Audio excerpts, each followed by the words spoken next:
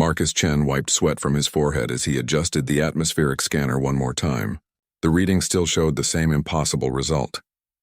Breathable air, perfect temperature, and signs of advanced civilization on a planet that every galactic database marked as uninhabited wasteland. Control. This is Survey Team 7. Are you getting these readings? Marcus spoke into his comm unit, but only static answered back. He had been trying to reach the orbital station for 3 hours now, ever since the electromagnetic storm hit the northern continent. His teammates had taken the shuttle to investigate energy signatures on the southern hemisphere, leaving Marcus alone to catalog the strange mineral formations in this region. Standard protocol said never separate, but Dr. Hayes insisted the southern readings took priority. Marcus didn't argue. 20 years of surveying dead rocks across the galaxy taught him that most discoveries were just unusual geological formations. Anyway, but this place felt different. The crystalline structures around him hummed with an energy that made his skin tingle. They rose from the purple soil like frozen lightning, some reaching hundreds of meters into the lavender sky. His scanner couldn't identify the material. Every reading came back as unknown compound. Marcus checked his oxygen reserves. 8 hours remaining, plenty of time for his team to return, assuming the storm didn't interfere with their shuttle navigation. He decided to continue documenting the formations, moving deeper into what appeared to be a vast crystal garden. The humming grew louder as he walked. Not mechanical, but almost musical, like voices singing in frequencies just beyond human hearing. Marcus had surveyed over 200 worlds, but nothing had ever made sounds like this. He recorded everything, knowing that xenogeology teams back on Earth would spend years analyzing these formations. Then he heard something else. Something that definitely wasn't geological. A cry, high-pitched, desperate, and unmistakably from a living creature in distress. Marcus froze, scanner halfway to another crystal formation. In 30 years of space exploration, humanity had never encountered intelligent alien life. They found ruins, artifacts, and evidence of long-dead civilizations, but never actual living aliens. The galaxy seemed full of empty worlds where great societies once thrived. The cry came again, echoing off the crystal formations. It sounded like a young female voice, terrified and calling for help. But the words weren't in any human language Marcus knew. The universal translator in his suit tried to process the sounds but produced only gibberish. Marcus followed the sound deeper into the crystal garden. His training said to wait for backup, establish contact protocols, and document everything before making direct contact with alien life. But the desperation in those cries overrode his scientific caution. Someone was in trouble. The crystal formations grew denser as he moved forward. Some were small enough to step around. Others required careful climbing. The purple ground became softer, almost spongy, and Marcus noticed it gave off a faint luminescence with each step. Bioluminescent moss, maybe, or some kind of energy-reactive organism. The cries grew louder and more frantic. Marcus could tell he was getting closer.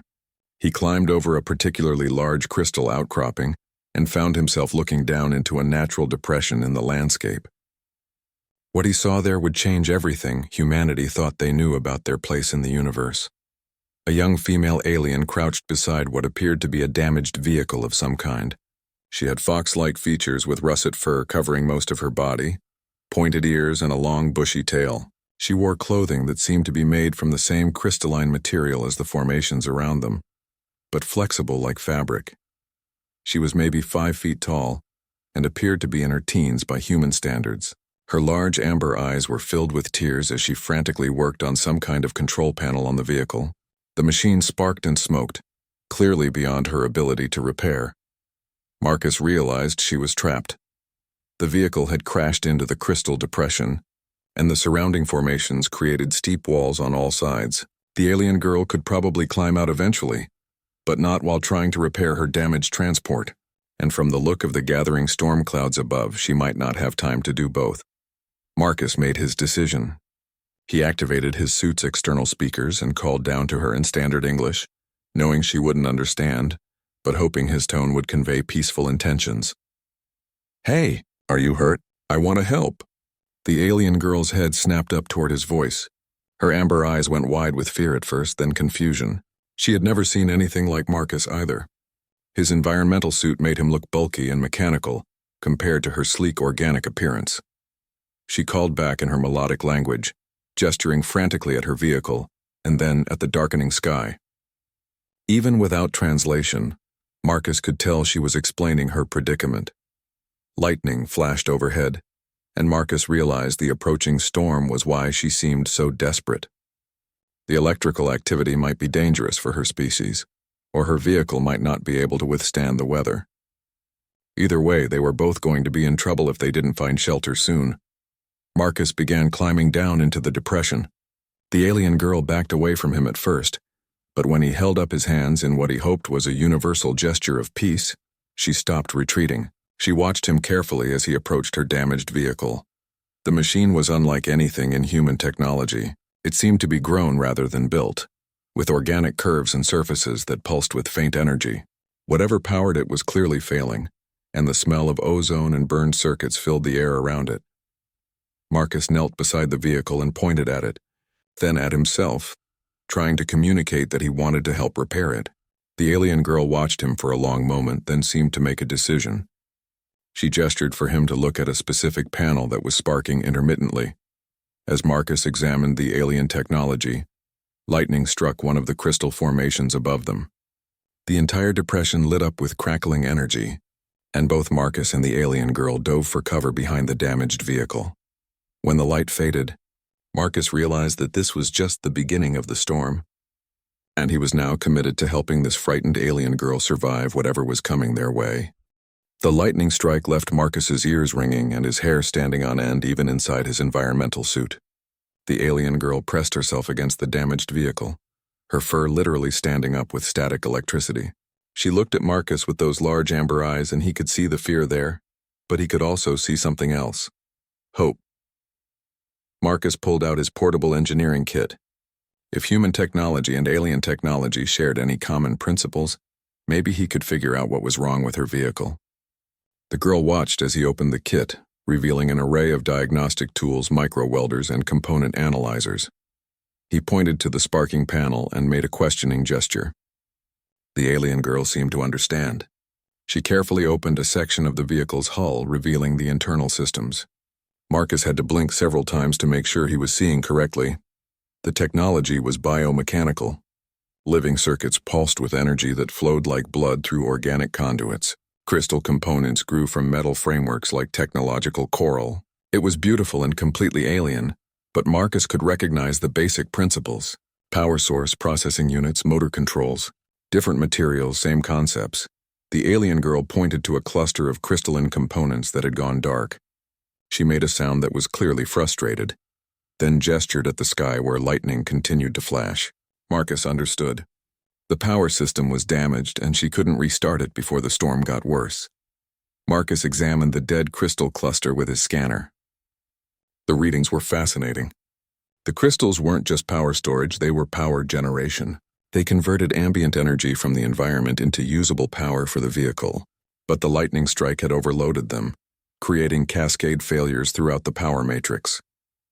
He looked at his scanner readings, then at his engineering kit, then back at the alien technology. In his kit was an emergency power cell designed to jumpstart human vehicles. It output pure electrical energy at adjustable voltages. If he could figure out how to interface it with the alien power system, Marcus held up the power cell and pointed to the dead crystals. The alien girl's eyes widened with understanding. She nodded eagerly and began adjusting something on her control panel. A small port opened in the vehicle's hull, revealing connection points that pulsed with faint residual energy. But the connection points were completely different from any human standard. Marcus would need to jury-rig an adapter. He pulled out his micro-welder and began modifying one of his diagnostic cables. The alien girl watched intently, occasionally making soft sounds that seemed encouraging. Another lightning strike hit nearby, and the crystal formations around them responded with cascading light shows. The energy flowed through the crystals like a vast neural network, and Marcus realized this wasn't just a crystal garden. It was some kind of natural power distribution system.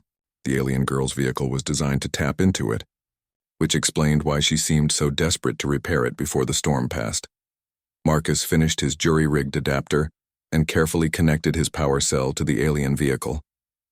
The girl's hands hovered over her control panel, ready to activate systems as soon as power was available.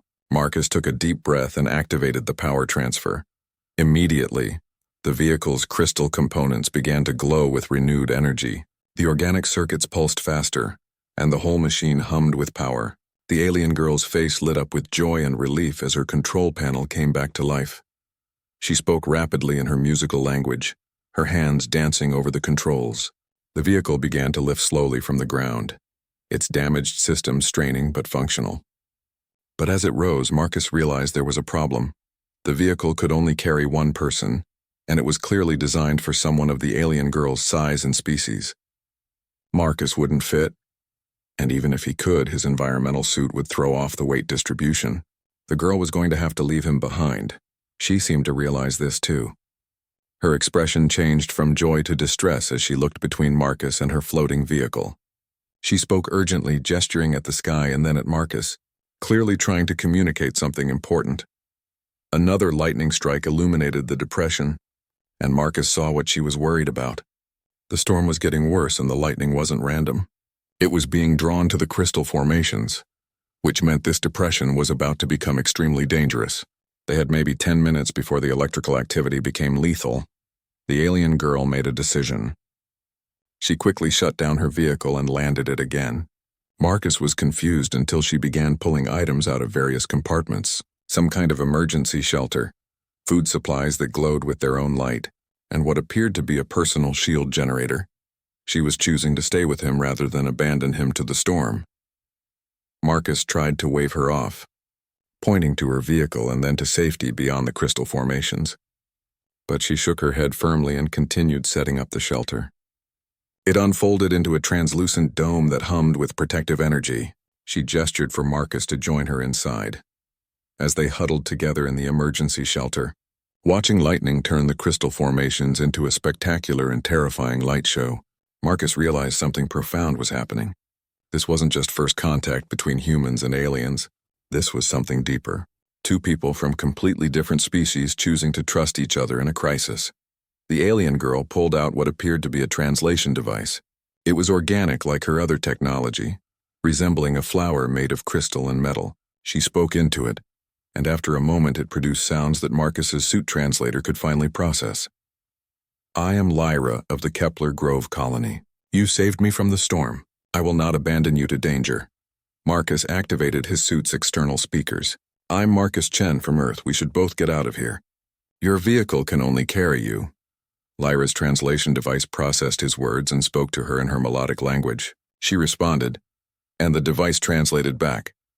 "My people say that debts of honor must be repaid. You risked your safety to help a stranger. I cannot do less." Marcus looked at this brave young alien who had chosen to risk her life rather than abandon him.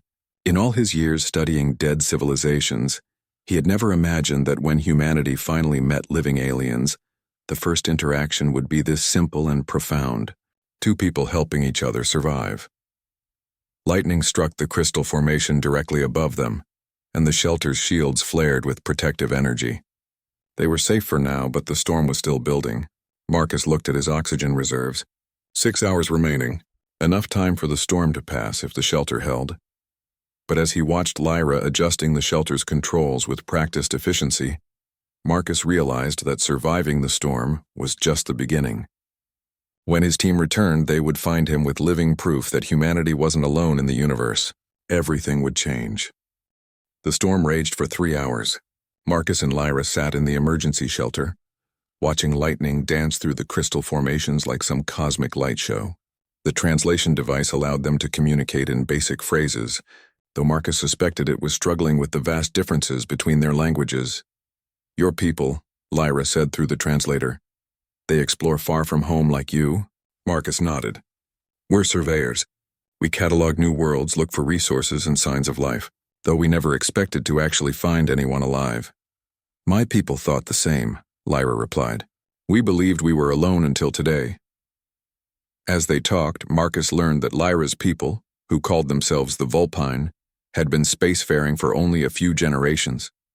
They were explorers and scientists, using biomechanical technology that worked in harmony with natural energy systems, like the crystal formations. Her colony ship had arrived in this system just 6 months ago. We came here following energy readings from our home system, Lyra explained. These crystals sing to us across space. My job was mapping the energy patterns when my vehicle was caught in the storm. Marcus found this fascinating. The Vulpine had apparently developed technology that could detect and utilize zero-point energy fields that human science barely understood. Their biomechanical approach allowed them to interface directly with quantum energy structures that humans could only measure with instruments. When the storm finally began to subside, Marcus checked his oxygen levels. 3 hours remaining. His team should return soon, but he wondered how they would react to finding him with an alien.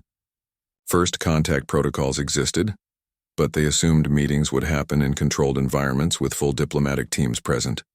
Lyra, Marcus said carefully, when my people return, they're going to be very surprised to find you here. They might be afraid at first. Lyra's ears twitched nervously. Will they harm me? No, Marcus said quickly. But they'll have many questions, and they'll want to contact your people. That may be difficult, Lyra replied, looking worried. My colony ship is in the outer system, hidden behind the gas giant. We were being careful because we detected your ship first and didn't know if you were peaceful. This revelation hit Marcus like a thunderbolt. The Vulpine had been watching them, staying hidden while trying to determine human intentions. It explained why the planet's databases showed it as uninhabited. The Vulpine had been deliberately avoiding detection.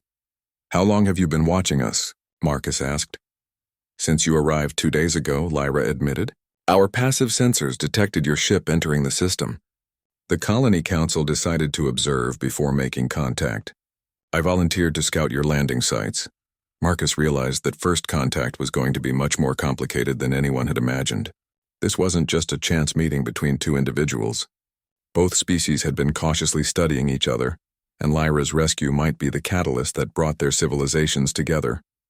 The shelter's power indicators began flashing. The emergency systems were running low on energy.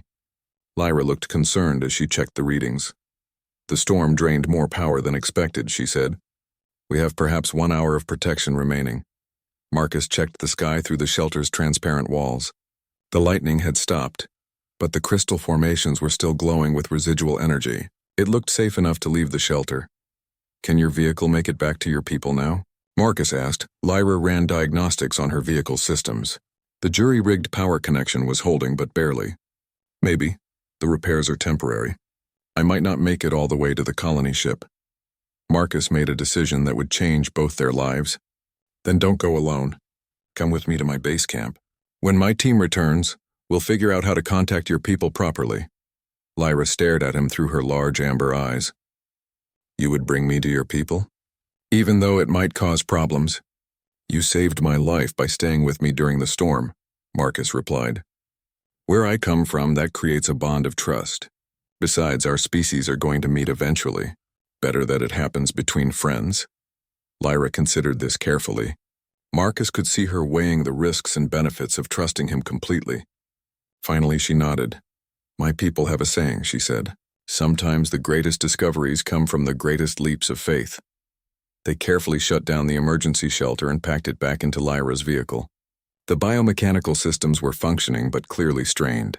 Marcus's power cell had enough charge remaining to keep it operational, but not for long. We need to get back to my base camp, Marcus said, checking his GPS coordinates. It's about 10 kilometers south of here. Can your vehicle carry both of us that far? Lyra examined the vehicle's specifications. If we stay low and fly slowly, yes, but you will need to hold very still. The balance is delicate with 2 passengers. Marcus climbed carefully into the vehicle behind Lyra. It was cramped with his bulky environmental suit, and he had to keep his legs folded awkwardly to fit. The organic controls responded to Lyra's touch, and the vehicle lifted smoothly from the crystal depression. Flying in Vulpine technology was unlike anything Marcus had experienced. Instead of mechanical vibrations and engine noise, the vehicle moved with fluid grace, responding to air currents like a living bird. Lyra's hands danced over the biomechanical controls, making tiny adjustments that kept them stable despite the added weight. As they flew over the crystal formations, Marcus saw them from a new perspective. They weren't randomly scattered across the landscape. They formed patterns, networks of energy that stretched to the horizon in geometric designs that spoke of intelligence and purpose. "Did your people build these?" Marcus asked. "No," Lyra replied. "They were here when we arrived. We think they're artifacts of an older civilization, perhaps the same builders who left similar formations on other worlds we've explored." This sent a chill through Marcus. The Vulpine had been exploring multiple systems and finding evidence of ancient civilizations. The galaxy wasn't just home to humans and Vulpine. There had been others, and they had left their mark across many worlds. As they approached Marcus's base camp, he could see his equipment and temporary shelter exactly as he had left them. But there was no sign of his team's shuttle. They were still investigating the southern continent, unaware that everything was about to change. Lyra landed her vehicle near Marcus's camp. As they climbed out, she looked around with curious eyes, examining human technology with the same fascination that Marcus had shown for her biomechanical systems. "Your tools are so different from ours," she observed. "All metal and crystal, no living components. We never learned to blend technology with biology," Marcus admitted. "Our machines are separate from their operators." Lyra touched one of Marcus's scanning devices gently. "Perhaps we can learn from each other." As they stood together in the alien landscape, Marcus realized that this moment would be remembered as one of the most important in galactic history. Two species taking their first steps toward understanding each other, building trust one shared experience at a time. But their peaceful moment was interrupted by the sound of approaching engines. Marcus looked up to see his team's shuttle descending toward the camp. In moments, Dr. Hayes and the others would land to find him standing beside living proof that humanity was not alone. The shuttle touched down in a cloud of dust and engine wash. Marcus could see three figures through the cockpit windows, all turning to look at him and Lyra standing beside her alien vehicle. For a moment, nobody moved. Then the shuttle's airlock cycled open, and Dr. Hayes emerged first, followed by xenogeologist Sarah Kim and communications specialist James Rodriguez. All three wore full environmental suits and carried scanning equipment. Their helmet lights swept across the scene, taking in every detail. Dr. Hayes stopped dead when his helmet light illuminated Lyra's fox-like features. Even through the suit's faceplate, Marcus could see his expression of complete shock. "Marcus," Dr. Hayes said over the comm channel, his voice carefully controlled, "please confirm that you are unharmed and speaking of your own free will." Marcus almost smiled at the formal protocol language. Even in this unprecedented situation, Hayes was following procedure. "I'm fine, Doctor. This is Lyra. She's from a species called the Vulpine. Her vehicle crashed during the electromagnetic storm, and we helped each other survive." Sarah Kim stepped forward, her geological scanner running continuous sweeps of Lyra and her biomechanical vehicle. "Marcus, I'm reading technology signatures unlike anything in our databases. The power systems appear to be partially biological." Lyra had been watching the humans approach with obvious nervousness, her tail twitching and ears flattened slightly. Marcus realized she was probably just as overwhelmed as his team. He activated his suit's external speakers. "Lyra, these are my colleagues. Dr. Hayes leads our team, Sarah studies planetary geology, and James handles communications. They're good people." Lyra's translation device processed his words, then she spoke into it. The device produced careful English words. "I greet you with peaceful intentions. Marcus saved my life during the storm. I hope our peoples can be friends." James Rodriguez immediately began scanning communication frequencies. "Marcus, is that device translating in real time? The linguistic algorithms required would be incredibly sophisticated. Their technology is biomechanical," Marcus explained. "It seems to interface directly with quantum energy fields. The translation device learns by observing language patterns." Dr. Hayes activated his suit's recording systems and approached slowly, hands visible and movements non-threatening. He had trained for first contact scenarios, though none of the simulations had imagined anything quite like this. "Lyra," Dr. Hayes said carefully, "can you tell us about your people? Are there others nearby?"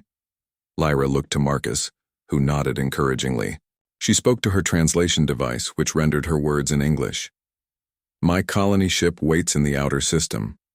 We have been watching your ship since you arrived, trying to determine if you were peaceful explorers like us. This revelation created a stir among the team. James immediately began checking for any signals they might have missed. Sarah started examining the crystal formations with new understanding.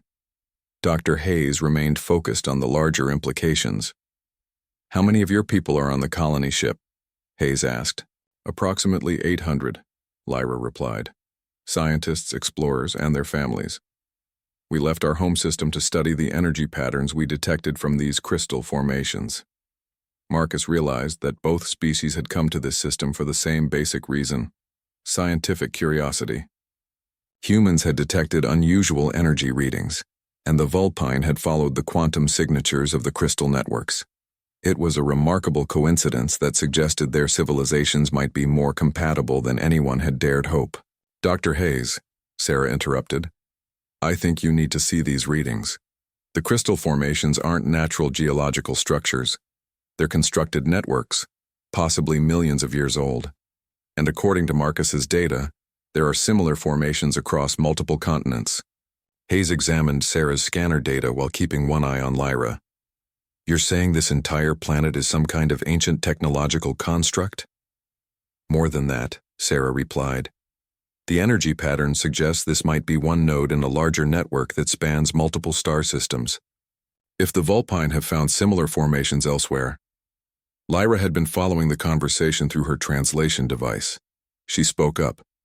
"We have found the crystal singers on 7 worlds across 4 systems.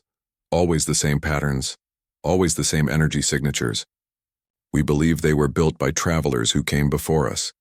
The implications hit the team simultaneously. This wasn't just first contact between humans and aliens.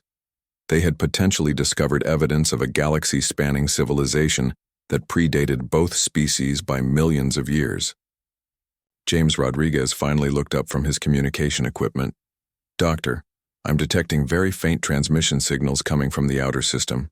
Extremely sophisticated encryption, but the carrier wave suggests a large vessel trying to maintain minimal emissions." "The colony ship," Marcus realized. "They're probably monitoring this conversation, waiting to see how we react to Lyra." Dr. Hayes made a command decision that would reshape galactic politics. "James, open a channel on standard diplomatic frequencies. Full encryption, maximum bandwidth. We're going to try to establish formal contact with Lyra's people." Lyra's ears perked up with excitement. She spoke rapidly to her translation device. "You would speak with our colony council? This is wonderful. They have been very worried about making proper contact." While James worked to establish communications with the Vulpine colony ship, Dr. Hayes turned to Marcus. "I need your full report on everything that happened here. Every detail could be diplomatically significant." Marcus recounted the events of the past few hours, from hearing Lyra's distress calls to their collaboration during the storm. He emphasized how she had chosen to stay with him rather than abandon him to danger, and how her people had been carefully observing human activities to assess their intentions. "The Vulpine appear to share our scientific curiosity and peaceful exploration goals," Marcus concluded. "Lyra has been nothing but helpful and honest with us." Dr. Hayes nodded thoughtfully. "This could be the most important moment in human history. We need to handle it perfectly." James suddenly looked up from his equipment with excitement. "Doctor, I'm receiving a response. The signal is incredibly clear. Their communication technology is far more advanced than ours. I'm getting translation protocols and what appears to be a formal diplomatic greeting." The team gathered around James's communication array as alien words filled the air, followed by computer-generated English translation. "Greetings, human explorers. We are the Vulpine colony vessel, Bright Wanderer. We offer peaceful contact and scientific cooperation. We request permission to approach your position for formal first contact protocols." Dr. Hayes looked at his team, then at Lyra, then back at the communication equipment. He was about to become the first human to speak officially with another intelligent species. "James, transmit our response. Tell them that Earth Survey Team 7 welcomes formal contact with the Vulpine people. We offer friendship, scientific cooperation, and peaceful coexistence. Permission is granted to approach for diplomatic discussions." As James transmitted the message, Lyra's face lit up with joy. Her translation device rendered her words. This is the beginning of something wonderful. Our peoples will learn so much from each other. Marcus looked around at his teammates, at Lyra, at the ancient crystal formations glowing in the alien sunset, and at the sky where a Vulpine colony ship was beginning its approach. Everything they thought they knew about humanity's place in the universe had just changed forever. But somehow, standing there with friends both human and alien, Marcus felt that the galaxy had just become a much less lonely place. The Vulpine colony ship appeared first as a bright star against the darkening sky, then grew larger until its organic curves became visible. Unlike human vessels with their angular metal construction, the bright wanderer looked like it had been grown rather than built. Flowing lines and bioluminescent patterns covered its hull, and it moved through the atmosphere with the grace of a living creature. Incredible, Sarah whispered, her geological training forgotten as she stared at the approaching vessel. The energy signatures are off the charts. That ship is interfacing directly with the planet's crystal network. Marcus watched Lyra's reaction to seeing her people's ship. Her tail swished with excitement, and she spoke rapidly in her musical language before remembering to use the translator. My family is aboard that vessel. My parents are xenobiologists who will be very excited to meet you. The colony ship settled into a hover above the crystal formations, and smaller craft detached from its hull. These looked like larger versions of Lyra's vehicle, with the same biomechanical design and organic grace. 3 of them descended toward the human base camp.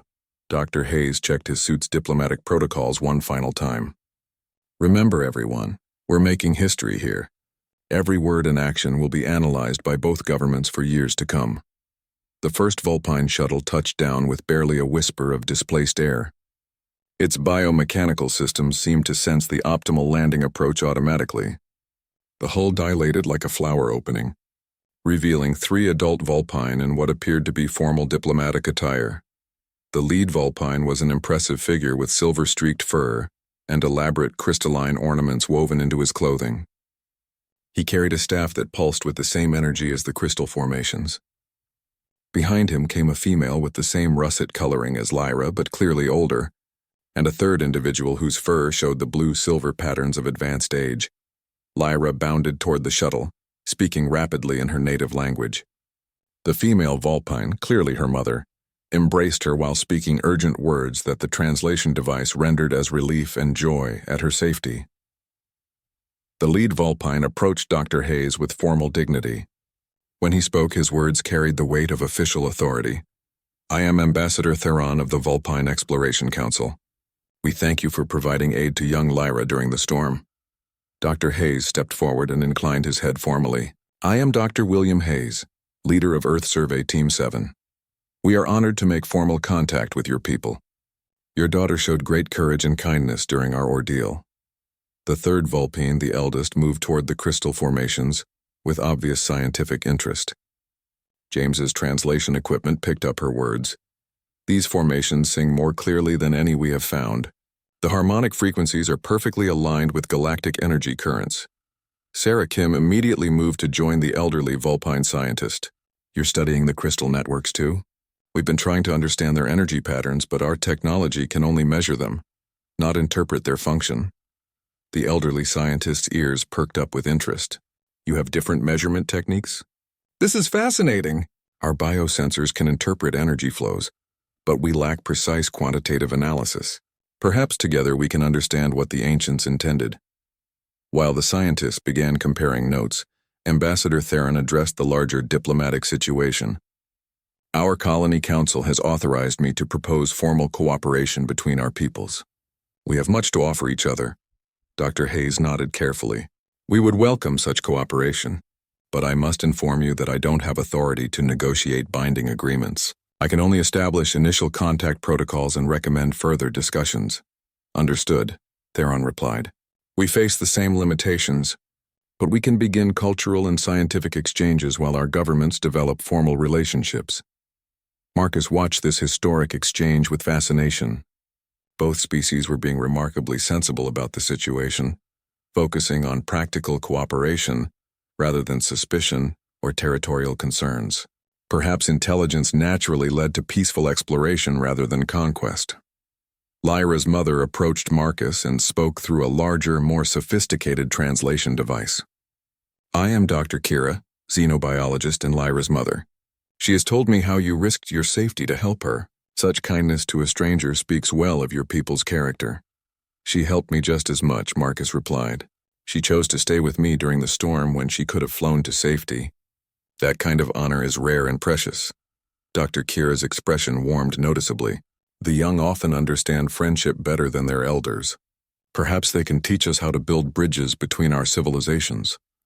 The conversation was interrupted by excited exclamations from the crystal formations. Sarah and the elderly Vulpine scientist had connected their equipment to one of the smaller crystal structures, and the results were spectacular. The entire formation network began glowing with synchronized patterns of light that pulsed across the landscape in complex rhythms. We're getting readable data, Sarah called out. The crystals are responding to Dr. Vena's biosensors and amplifying our quantum scanners. Look at these energy readings. Dr. Hayes and Ambassador Theron moved to examine the data together. What they saw changed everything they thought they knew about the ancient crystal networks. These aren't just power storage systems, Dr. Hayes said, studying the patterns. They're communication networks. The energy flows are carrying encoded information. Dr. Vena nodded enthusiastically.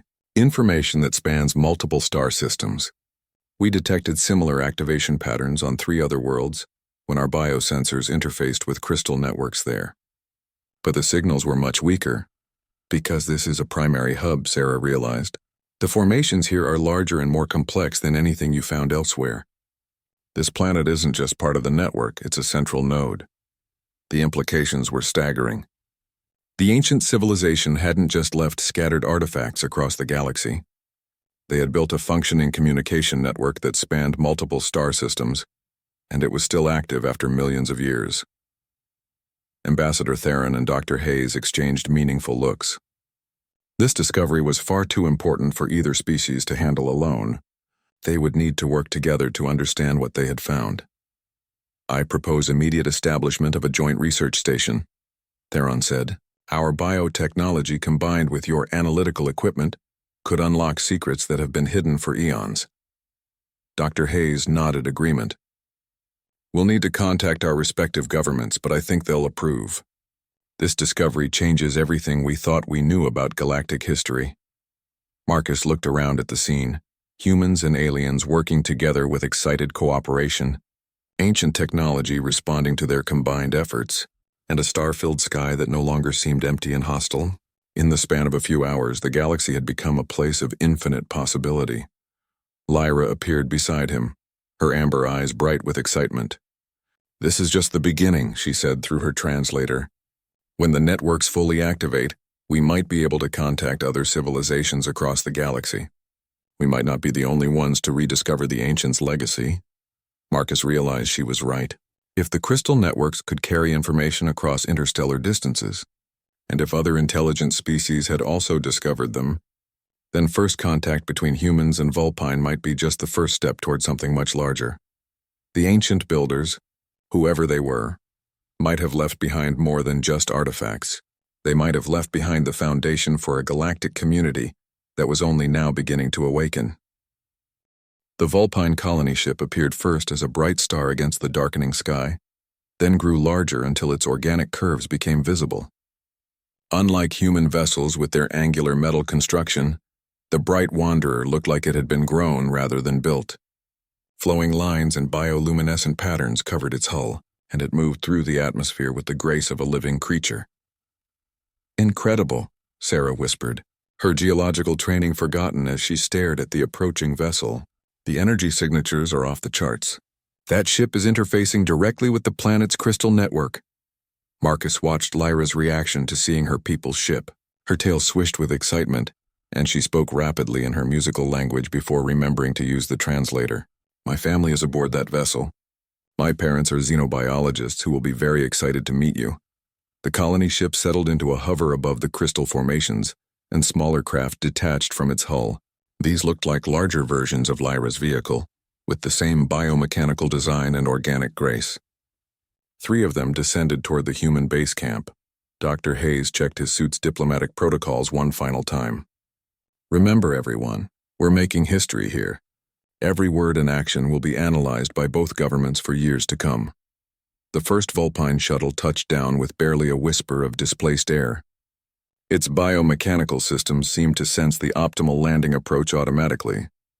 The hull dilated like a flower opening, revealing 3 adult Vulpine in what appeared to be formal diplomatic attire.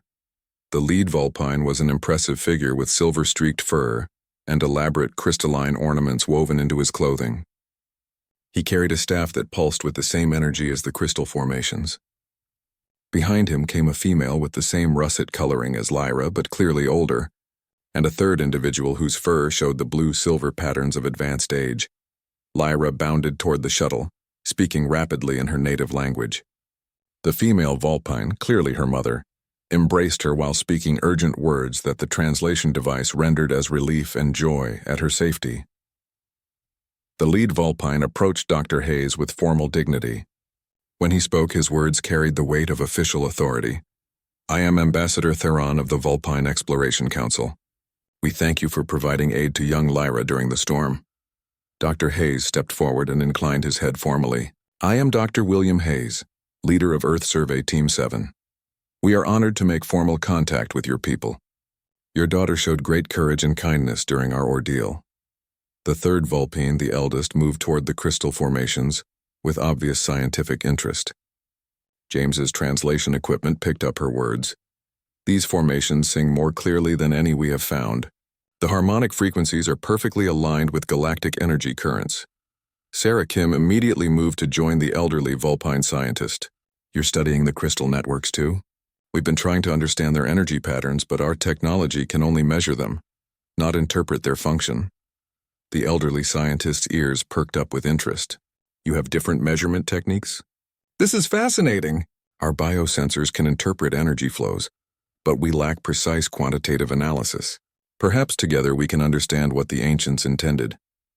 While the scientists began comparing notes, Ambassador Theron addressed the larger diplomatic situation. "Our colony council has authorized me to propose formal cooperation between our peoples. We have much to offer each other." Dr. Hayes nodded carefully. "We would welcome such cooperation, but I must inform you that I don't have authority to negotiate binding agreements. I can only establish initial contact protocols and recommend further discussions." "Understood," Theron replied. "We face the same limitations, but we can begin cultural and scientific exchanges while our governments develop formal relationships." Marcus watched this historic exchange with fascination. Both species were being remarkably sensible about the situation, focusing on practical cooperation rather than suspicion or territorial concerns. Perhaps intelligence naturally led to peaceful exploration rather than conquest. Lyra's mother approached Marcus and spoke through a larger, more sophisticated translation device. "I am Dr. Kira, xenobiologist and Lyra's mother. She has told me how you risked your safety to help her. Such kindness to a stranger speaks well of your people's character." "She helped me just as much," Marcus replied. "She chose to stay with me during the storm when she could have flown to safety. That kind of honor is rare and precious." Dr. Kira's expression warmed noticeably. "The young often understand friendship better than their elders. Perhaps they can teach us how to build bridges between our civilizations." The conversation was interrupted by excited exclamations from the crystal formations. Sarah and the elderly Vulpine scientist had connected their equipment to one of the smaller crystal structures, and the results were spectacular. The entire formation network began glowing with synchronized patterns of light that pulsed across the landscape in complex rhythms. "We're getting readable data," Sarah called out. "The crystals are responding to Dr. Vena's biosensors and amplifying our quantum scanners. Look at these energy readings." Dr. Hayes and Ambassador Theron moved to examine the data together. What they saw changed everything they thought they knew about the ancient crystal networks. "These aren't just power storage systems," Dr. Hayes said, studying the patterns. "They're communication networks. The energy flows are carrying encoded information." Dr. Vena nodded enthusiastically. "Information that spans multiple star systems. We detected similar activation patterns on 3 other worlds when our biosensors interfaced with crystal networks there. But the signals were much weaker. Because this is a primary hub," Sarah realized. "The formations here are larger and more complex than anything you found elsewhere. This planet isn't just part of the network, it's a central node." The implications were staggering. The ancient civilization hadn't just left scattered artifacts across the galaxy. They had built a functioning communication network that spanned multiple star systems, and it was still active after millions of years. Ambassador Theron and Dr. Hayes exchanged meaningful looks. This discovery was far too important for either species to handle alone. They would need to work together to understand what they had found. "I propose immediate establishment of a joint research station," Theron said. "Our biotechnology combined with your analytical equipment could unlock secrets that have been hidden for eons." Dr. Hayes nodded agreement. "We'll need to contact our respective governments, but I think they'll approve. This discovery changes everything we thought we knew about galactic history." Marcus looked around at the scene, humans and aliens working together with excited cooperation, ancient technology responding to their combined efforts, and a star-filled sky that no longer seemed empty and hostile. In the span of a few hours, the galaxy had become a place of infinite possibility. Lyra appeared beside him, her amber eyes bright with excitement. "This is just the beginning," she said through her translator. "When the networks fully activate, we might be able to contact other civilizations across the galaxy. We might not be the only ones to rediscover the ancients' legacy." Marcus realized she was right. If the crystal networks could carry information across interstellar distances, and if other intelligent species had also discovered them, then first contact between humans and Vulpine might be just the first step toward something much larger. The ancient builders, whoever they were, might have left behind more than just artifacts. They might have left behind the foundation for a galactic community that was only now beginning to awaken. The network nexus defied every expectation Marcus had formed about ancient alien artifacts. Instead of cold crystalline structures or abandoned ruins, they found a living space station that pulsed with warm, welcoming light. The ancient builders had created a massive biomechanical structure that could adapt itself to accommodate any species that discovered it. The joint human-Vulpine expedition ship approached the nexus through a corridor of crystal formations that served as navigation beacons. Marcus stood on the observation deck beside Lyra, watching the station grow larger in the viewports. After 6 weeks of travel through the network's faster-than-light communication channels, which, incredibly, could also transport matter, they were about to make history once again. 5 other ships, Dr. Hayes reported from the bridge. The Zarethi vessel we expected, but also ships from 3 other species. This summit is going to be larger than anyone anticipated. Lyra pointed to one of the approaching vessels, a sleek construction that seemed to be made of living metal. "That's a beautiful ship. I wonder what kind of beings built something so elegant." The station's docking systems activated automatically as they approached, adapting to each ship's unique requirements. Biomechanical arms extended to guide vessels into position, while atmospheric fields created customized environments for each species. The ancient builders had anticipated this moment millions of years ago. Marcus watched the other expeditions disembarking through the station's transparent docking tubes. The Zarethi were tall, graceful beings with iridescent skin that shifted colors as they moved. Another species appeared to be aquatic, moving through specially adapted corridors filled with breathable liquid. The third group defied easy description. They seemed to be collective beings made of coordinated energy patterns. "Remarkable," Ambassador Theron observed as they prepared to disembark. 5 different evolutionary paths, all leading to intelligence and space exploration. The ancient builders must have expected this diversity. The station's interior adapted itself to their needs as they moved through it. Corridors widened or narrowed as required. Atmospheric composition adjusted automatically, and gravity fields accommodated species with different physiological needs. Translation systems activated throughout the station, creating perfect communication between all visitors. They were guided to a central chamber that took Marcus's breath away. The space was enormous, with a domed ceiling that displayed a real-time map of the crystal network spanning the galaxy. Comfortable seating areas adapted themselves to each species' requirements, and the wall showed images of thriving civilizations from across the galaxy. A Zarethi delegate approached their group, moving with fluid grace. When she spoke, the station's translation systems rendered her words in perfect English and Vulpine. "Welcome, friends from Earth and the Vulpine worlds. I am Coordinator Zephyr of the Zarethi Collective. We are honored to meet the species that achieved cooperation so quickly after first contact.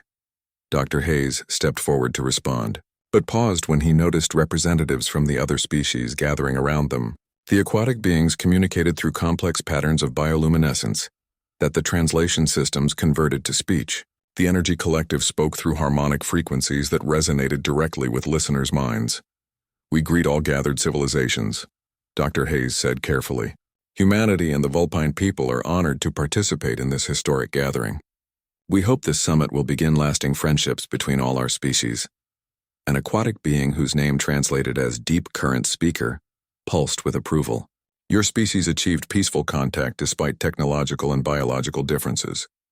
This gives us hope for broader galactic cooperation." The energy collective resonated agreement. "We are the chorus of Kepler Prime. We have observed your cooperation through the network's information flows. Your example inspired us to accept the summit invitation despite our initial caution." Marcus realized that the Human-Vulpine alliance had become a model for other species, considering interspecies contact. Their success in working together had encouraged others to participate in the summit, making this gathering possible. Coordinator Zephyr gestured to the central area where a massive holographic display activated. "The network has brought us together to discuss our shared heritage and future." The ancient builders left behind more than communication systems. They left guidelines for galactic civilization. The display showed detailed information about the network's creators, reconstructed from data stored in crystal formations across the galaxy. The ancient builders had been a coalition of multiple species who achieved galactic unity millions of years ago. They had explored the universe, seeded worlds with life, and built the network to help future civilizations find each other. "They knew their time was ending," Zephyr explained. "Records suggest they transcended physical existence, moving to higher dimensional planes. But before they departed, they ensured that intelligence would continue to evolve and find its way to the stars." Dr. Venna studied the biomechanical interfaces with fascination. "The network isn't just communication technology. It's a teaching tool designed to guide developing civilizations toward cooperation and exploration." The aquatic delegate pulsed with understanding. "Each species discovers the network when they achieve sufficient technological development. The crystals respond to scientific curiosity and peaceful intentions while remaining dormant for aggressive civilizations. This revelation explained why all 5 species present had achieved peaceful space exploration. The network itself had been designed to filter for civilizations capable of galactic cooperation, ensuring that only peaceful species would be able to make contact through it. The energy collective harmonized with excitement. "We have all passed the ancient builders test. We are worthy inheritors of their legacy." Over the following days, the summit developed protocols for ongoing cooperation. Each species brought unique strengths: human adaptability and engineering, Vulpine biotechnology, Zarethi artistic achievement, aquatic deep space navigation, and energy collective computational abilities. Together they could accomplish things that none could achieve alone. Marcus found himself working with a diverse team to establish the first interspecies research station at the network nexus. The station would serve as a permanent base for exploring the galaxy and making contact with new civilizations as they discovered the network. "This is just the beginning," Lyra said as they watched the combined fleets preparing to explore new regions of the galaxy. "The network shows active nodes in places we haven't even visited yet. There could be hundreds of civilizations waiting to be contacted." Ambassador Theron joined them at the observation deck, carrying preliminary agreements for the Galactic Cooperation Accord. All 5 species have agreed to the basic principles: peaceful exploration, shared knowledge, mutual assistance, and respect for species diversity. "We're creating the foundation for a true galactic civilization." Marcus thought back to that storm-swept day when he first heard Lyra's cries for help. One simple act of kindness between strangers had led to the formation of an interstellar alliance. Now that alliance was becoming the cornerstone of galactic peace. "The ancient builders would be proud," Marcus said, watching ships from 5 different worlds working together in perfect harmony. "They created the framework, but we're building the civilization." Deep Current Speaker approached them, bioluminescent patterns expressing satisfaction. "Your species demonstrated that differences can become strengths when beings choose cooperation over conflict." This example will guide us as we contact new civilizations. As the summit concluded and the expeditions prepared to return to their home systems, Marcus realized that humanity's greatest contribution to galactic civilization might not be their technology or scientific knowledge. It might be their instinct for friendship and their willingness to help strangers in need. The galaxy was vast and full of wonders, but it was no longer empty. Across thousands of worlds, intelligence was awakening, reaching for the stars and finding friends waiting to welcome them home. The ancient builder's dream of a united galaxy was finally becoming reality, one act of kindness at a time. And in the crystal networks that spanned the cosmic dark, new signals were already stirring, carrying the hopes and dreams of civilizations yet to be discovered.